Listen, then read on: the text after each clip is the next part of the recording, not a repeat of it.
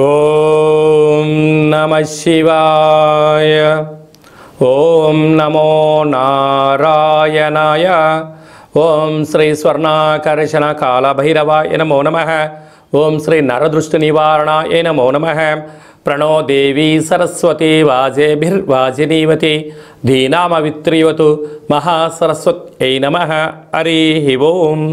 మా ఛానల్కి స్వాగతం. చూస్తున్న వీక్షకులకు ప్రేక్షకులకు ప్రియ కాళభైరవ భగవద్బంధులకి స్వాగతం పలుకుతూ మమ్మల్ని ఎంతగానో ఆదరిస్తూ ఉండబడినటువంటి ప్రియ సోదర సోదరీమణులు అందరికీ కూడా మాఘ పంచమి వసంత పంచమి సాక్షాత్ మహాసరస్వదేవి అమ్మవారి యొక్క ఆశీస్సులు అందరినీ చల్లగా చూడాలని, నూతనంగా అక్షరాభ్యాసం చేసుకోబోతున్నటువంటి విద్యార్థులకు, గతంలో చదువుకుంటూ ఉండబడినటువంటి విద్యార్థులకు, ఉద్యోగస్తులకు, వ్యాపారస్తులకు, సంగీత సాహిత్య నృత్య గురువులకు అందరికీ కూడా అమ్మవారి యొక్క ఆశీస్సులు ప్రసాదించాలని, విద్యా వినయ సంపన్నం, విద్య ద్వారా వినయం, వినయం ద్వారా ఉద్యోగం, ఉద్యోగం ద్వారా ధనం, ఆ ధనం సద్వినియోగపరిచేటువంటి జ్ఞానశక్తిని బ్రహ్మశక్తిని ప్రసాదించాలని అమ్మవారిని వేడుకుందాం.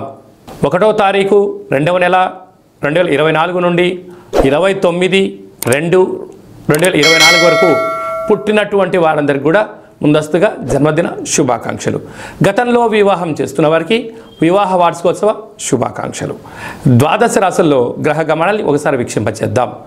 మేషరాశిలో గురు సంచార స్థితి, కన్యరాశిలో కేతు సంచార స్థితి, ధనుసు రాశిలో కుజుడు బుధుడు శుక్ర సంచార స్థితి, మకర రాశిలో రవి సంచార స్థితి, కుంభరాశిలో శనేశ్వర స్వామి స్వక్షేత్ర సంచార స్థితి, మీనరాశిలో రాహు సంచార స్థితితో గ్రహ గమనాలు ఈ విధంగా ఉన్నాయి.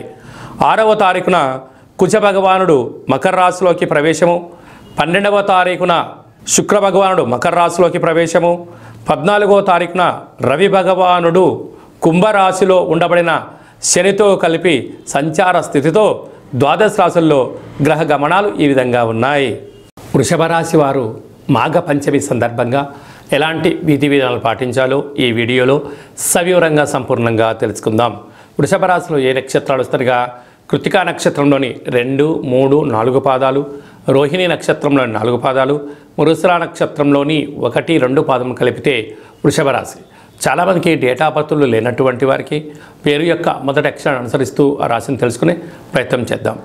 ఈ ఉ ఏ ఓ వా వి ఉ వే ఓ అక్షరాల వారందరూ వృషభ రాశి జాతకులే. వృషభ రాశి యొక్క అధిపతి శుక్రుడు.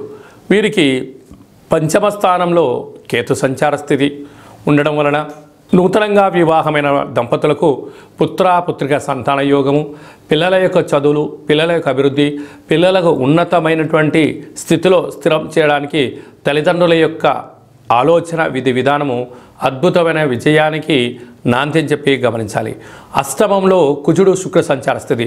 కుజదోష ప్రభావం కారణం వలన మీ జన్మ నక్షత్రం రోజున మంగళ శనివారముల యందు దూరావాయు జల ప్రయాణాలు పెట్టుకోకపోవడం వలన 90% సమస్యలు నివారించడానికి అవకాశాలు ఉన్నాయి. ఆవేశానికి ఇది సరైన సమయం కాదు. ఆలోచన, జ్ఞానము, ఆధ్యాత్మిక చింతన యోగదాయకం అని చెప్పి గమనించాలి. భాగ్యస్థానంలో రవి బుధ సంచార స్థితి కారణం వలన బుధాదిత్య రాజయోగం. భార్య కానీ భర్త కానీ ఉద్యోగ ప్రయత్నం చేసేటువంటి వారికి ఇది చాలా మంచి కాలము అని చెప్పి గమనించాలి. రాజ్యస్థానంలో శనేశ్వర స్వామి స్వక్షేత్రకంగా ఉండడం వలన వృత్తులలో, ఉద్యోగాల్లో, వ్యాపారాల్లో స్వల్పమైన ఆటంకాలు ఉండినను ఆధ్యాత్మిక చింతన కలిగి ఉండడం వలన అద్భుతమైన విజయ కేతనం వీరి సొంతం అవుతుందని చెప్పి గమనించాలి. లాభస్థానంలో రాహు. అన్నింటా విజయం మీ సొంతం. పెట్టుబడులు, నూతన గృహాలు, భవనాలు, ఫ్యాక్టరీలు, కర్మాగారాలు, క్రయ విక్రయాలు వీరికి యోగదాయకం అని చెప్పి గమనించాలి. వ్యయంలో దేవగురు బృహస్పతి సంచారం చేయడం వలన కొద్దిపాటి దూర వాయు జల ప్రయాణాలు చేసేటప్పుడు ఆలోచించి చేయడము, సమయం ధనాన్ని వృధా చేసుకోకుండా కాపాడుకోగలిగితే అంతా మంచి కాలమని చెప్పి గమనించాలి. హోటల్ వ్యాపారస్తులు, స్వీట్ వ్యాపారస్తులు, సాఫ్ట్వేర్ రంగం వారు, రాజకీయ రంగం వారు, వ్యవసాయ సోదరీమణులు, స్కూల్ టీచర్సు, అడ్వకేట్స్, న్యాయవాదులకు అందరికీ కూడా ఇది చాలా మంచి కాలము అని చెప్పి గమనించాలి. ఫిబ్రవరి నెలలో ముఖ్యమైనటువంటి పండుగల గురించి, తిథుల గురించి క్లుప్తంగా సవివరంగా సంపూర్ణంగా తెలుసుకుందాం. 3వ తారీఖున పుష్యమాస బహుళ అష్టమి, 9వ తారీఖున పుష్యమాస అమావాస్య, శ్రవణ నక్షత్ర సందర్భంగా శ్రీ క్షేత్రపాలక కాళభైరవ స్వామి స్మరణ యోగదాయకం. అలాగనే కాళభైరవ స్వామి యొక్క స్మరణ, ధ్యానము, అష్టక పఠనము, పూజ, సునకపు మహారాజు గారికి ఆహారాన్ని ప్రసాదంగా పెట్టడం వల్ల సకల దుష్టగ్రహాలు తొలగిపోతాయని చెప్పి గమనించాలి. అలాగనే మీకు కుదరకపోతే ఈ కింద నెంబర్ సంప్రదించినట్లయితే మీకు క్షేత్రపాలక కాళభైరవ స్వామి యొక్క పూజా విధానాన్ని సంపూర్ణంగా వాట్సాప్ ద్వారా, వీడియో కాల్ ద్వారా చూపించడం జరుగుతుంది. అలాగనే మనకు 10వ తారీఖున మాఘమాస ప్రారంభం, 14వ తారీఖున వసంత పంచమి, సరస్వతి మాత అందరికీ వాక్కును, జ్ఞానాన్ని ప్రసాదించిన రోజు కనుక నూతనంగా 3 సంవత్సరాలు పడినటువంటి అబ్బాయిలకు, అమ్మాయిలకు మొట్టమొదటిసారిగా అక్షరాభ్యాసం రాయించేటువంటి రోజు కనుక తల్లిదండ్రులు ఈ యొక్క డేట్ని గుర్తుపెట్టుకొని మీ యొక్క అక్షరాభ్యాసం చేయించండి, అంతా మంచిగా కలుగుతుంది. చదువుకుంటూ ఉండబడిన విద్యార్థులకు బుక్స్, పెన్స్, ల్యాప్టాప్లు, ఆధునిక సాంకేతిక ల్యాప్టాప్స్ అందులో కూడా అమ్మవారి దగ్గర పెట్టి పూజ చేసుకోవడం, లేకపోతే అక్కడ అర్చన చేయించి తీసుకొచ్చి కుంకుమను ఏర్పాటు చేసుకోవడం వల్ల అమ్మవారి యొక్క ఆశీస్సులు అందరికీ ఉంటాయి. అలాగనే మనకు 16/2/2024 మాఘమాస శుద్ధ సప్తమి. మాఘ సప్తమి అంటే సూర్యుడి యొక్క జయంతి. ఆ రోజు భావన ఋషి కళ్యాణం, సూర్యనారాయణ స్వామి కళ్యాణము, యోగా, ఆసనం, మెడిటేషన్ చేసే వారందరికీ కూడా చాలా పర్వకాలము కనుక ఆ రోజు సూర్యారాధన చేయడము, తెల్ల జిల్లేడి యొక్క ఆకులను తెచ్చి భుజముల పైన పెట్టుకొని స్నానం చేయడము, ఆ తెల్ల జిల్లేడి యొక్క ఆకులను విస్తరగా ఏర్పాటు చేసుకొని సూర్య భగవానుడికి ప్రీతికరమైనటువంటి గోధుమలతో కూడుకున్న ఆహారాన్ని నైవేద్యంగా పెట్టడము, సూర్య నమస్కారాలు, సూర్య ఆసనాలు చేయడం వల్ల అంటే వేసవి కాలానికి మనం స్వాగతం పలకపోతున్నటువంటి మొట్టమొదట పర్వకాలం అవ్వడం వలన నిత్యం ఆరోగ్యం, సూర్యనారాయణ దేవత యొక్క ఆశీస్సులు ఉండాలని కోరుకుంటూ ఆరోగ్యం భాస్కరాదిత్యత అని చెప్పుకుంటాం. అలాంటి సూర్యనారాయణ స్మరణ, ధ్యానము, ఆసనం వలన నిండు నూరేళ్ళ ఆయురారోగ్యాలు, ఎలాంటి వ్యాధులు దరి చేయకుండా ఉండే అవకాశం ఉంటుందని చెప్పి గమనించాలి. అలాగనే 17/2/2024 మాఘమాస శుద్ధ అష్టమి శనివారము, కృత్తికా నక్షత్రము, రోహిణి నక్షత్ర సందర్భంగా శ్రీ అసితాంగ కాళభైరవ స్వామి వారి యొక్క పూజించగలగాలి.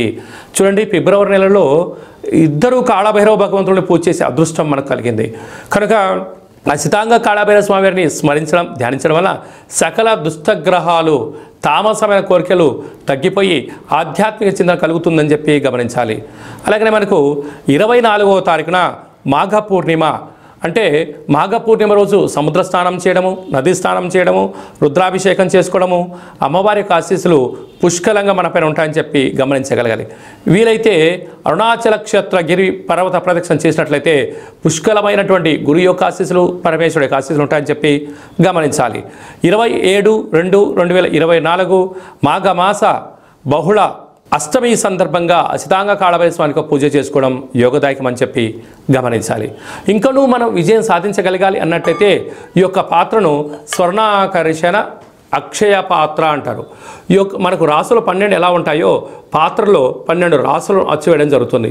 ఈ యొక్క పాత్రను ప్రతిరోజు ఉదయము, సాయంత్రం ఇంట్లో మనం పూజ చేసుకున్న తదనంతరము 2 అగరబత్తులు వెలిగించి తిప్పి మన మనసులో ఏదైతే కోరికలు ఉన్నాయో అవి నెరవేరాలని చెప్పి కాలాన్ని శాసింపజేసే శక్తి అయిన కాళభైరవ స్వామిని స్మరణ చేసి శబ్ద తరంగాలను సృష్టించడం వలన మానవుని యొక్క శరీరంలో మూలాధారం నుంచి సహస్రాల చక్రాలు వికసించి దుష్టగ్రహాలు పారిపోయి నరదృష్టి నివారణ కలిగి తాంత్రికపరమైన దోషాలు తొలగి అఖండ ఐశ్వర్య ధనానికి స్వాగతం పలుకుతుందని చెప్పి గమనించాలి.